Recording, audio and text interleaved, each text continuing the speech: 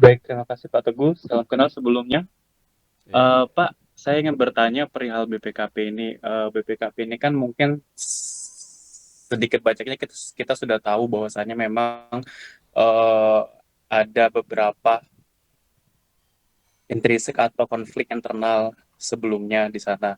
Nah, yang ingin saya tanyakan Pak, perihal ini, bagaimana Pak prospek ke depannya terhadap BPKP ini setelah diakuisisi Kokmin Bank, karena seperti yang saya ketahui, Kokmin Bank ini kan salah satu perusahaan bank terbesar di Korea Selatan, Pak.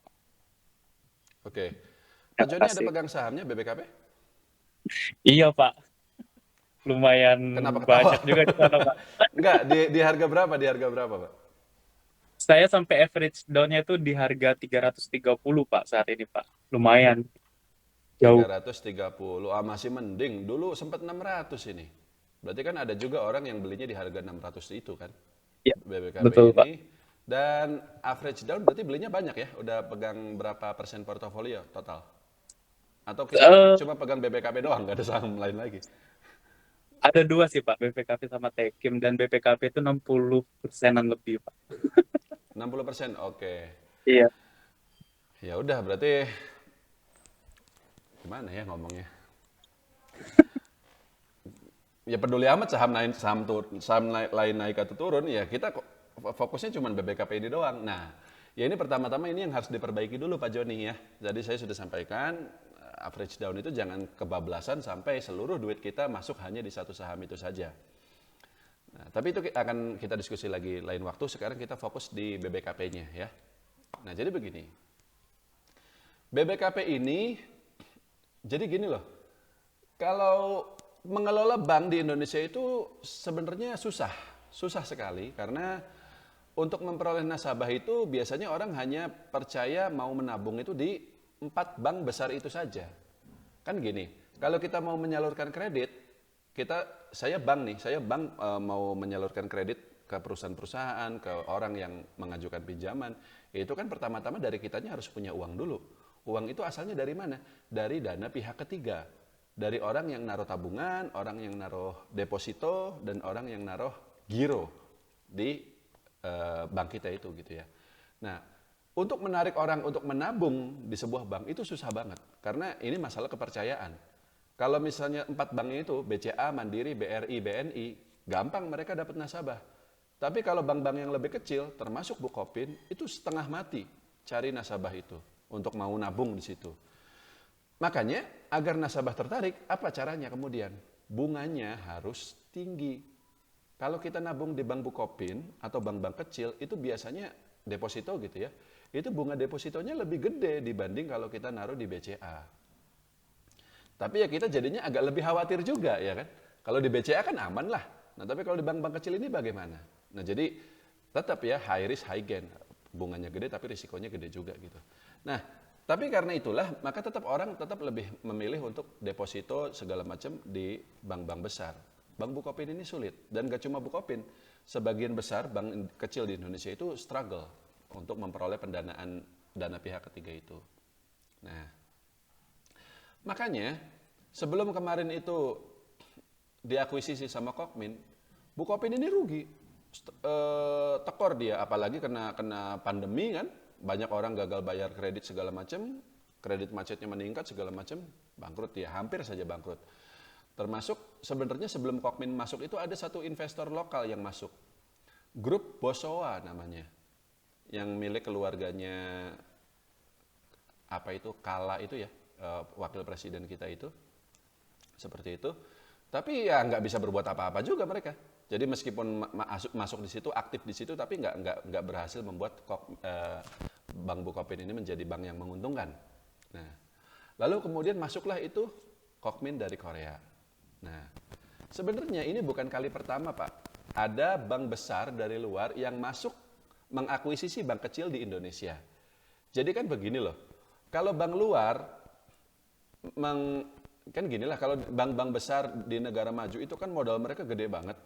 Jauh lebih besar daripada modal-modal seperti BCA, Mandiri segala macam. Jadi mereka itu biasanya selain punya banyak kantor di negaranya itu sendiri, di Korea Selatan dalam hal ini, mereka juga punya kantor cabang di negara-negara lain. Nah, biasanya daripada repot-repot bikin kantor baru dengan nama Kokmin Bank juga di Indonesia, itu kan ya satu keluar modalnya gede, kedua perizinannya itu ribet setengah mati. Harus izin ke Bank Indonesia, harus izin ke pemerintah, harus izin ke OJK dan seterusnya. Jadi akan jauh lebih mudah apa? Akuisisi bank yang ada. Dan biasanya bank yang diakuisisi itu adalah yang bermasalah, yang memang jelek kinerjanya. Kenapa?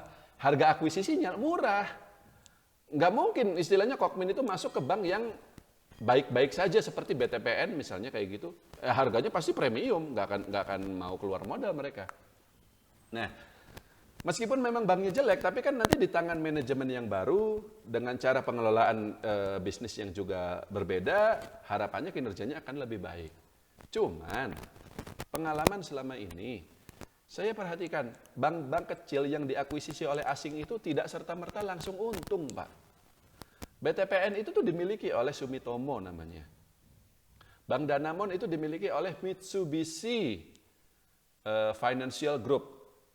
Dari Jepang ya dua-duanya ya, Sumitomo juga dari Jepang.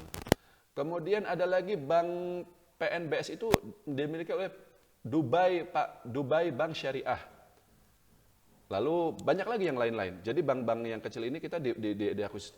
Lalu ada namanya, dulu itu ada Bank CCB Indonesia ya, saya lupa namanya apa ya.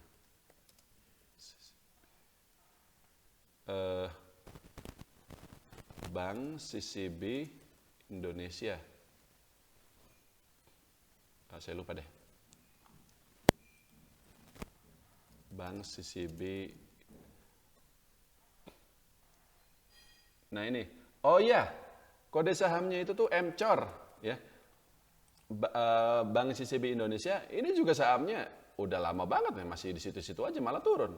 Dulu sempat 300, sekarang turun lagi sampai balik lagi ke 100 perak gitu.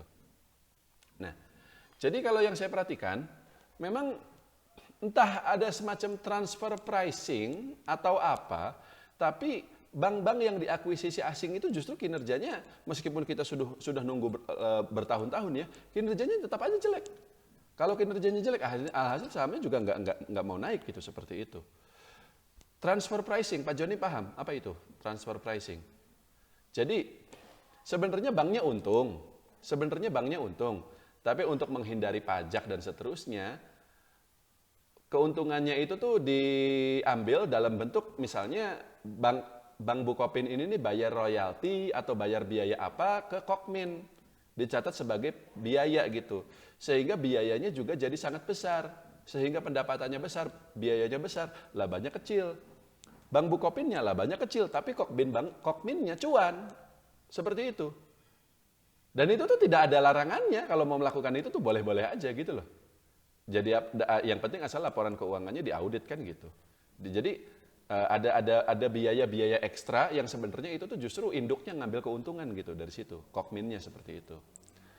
Ini hampir terjadi pada semua bank kecil yang diakuisisi oleh bank dari luar negeri.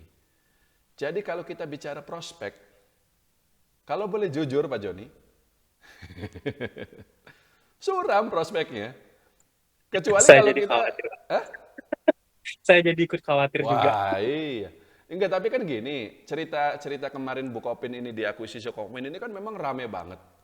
Apalagi memang sahamnya sempat terbang, ya kan? Waktu harganya dia di 100 perak itu memang murah dia. Dan dia ketika sempat sampai 600 itu, saya sendiri nggak sempat beli, tapi saya sempat pernah merekomendasikan sahamnya ketika harganya di 100-200 itu, dan dasar analisanya apa? Satu, barangnya murah. Kedua, dengan adanya masuk investor asing dari Korea ini, maka Bank Bukopin ini tidak akan bangkrut. Dia tidak akan bangkrut karena sudah ada investor masuk. Ada yang nyuntik modal gitu, seperti itu. Tapi sebatas itu saja prospeknya. Saya tidak mengatakan bahwa kedepannya kinerjanya akan jadi bagus, akan jadi menguntungkan, akan jadi seperti BRI Syariah, seperti itu misalnya. Enggak. Sebatas tidak bangkrut saja. Tapi juga tidak akan cuan, karena nanti cuannya diambil sama Kokminnya itu. Memang rata-rata cara kerjanya seperti itu gitu kalau di Indonesia gitu.